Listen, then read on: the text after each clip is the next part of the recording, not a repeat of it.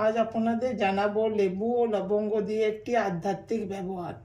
একটি লেবু নিলাম এবং 5টি লবঙ্গ নিলাম। এরপর এগুলিকে একটি লেবুটিকে মাঝ বরাবর কাটতে হবে। এরপর আপনারা এই লেবুটির মধ্যে 5টি লবঙ্গকে গেঁথে দিলেন।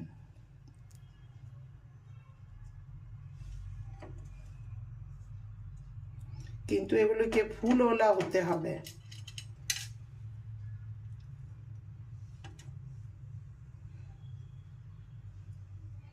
কাটা হয়ে গেল। এরপর আপনারা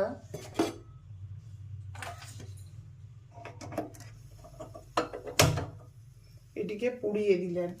সারা বাড়ি ঘুরিয়ে পুড়িয়ে দিতে হবে।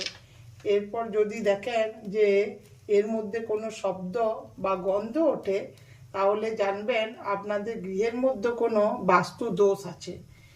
এই রকম আরও ভিডিও পেতে আমার চ্যানেলটিকে আপনারা সাবস্ক্রাইব করে পাশে থাকবেন। নমস্কার।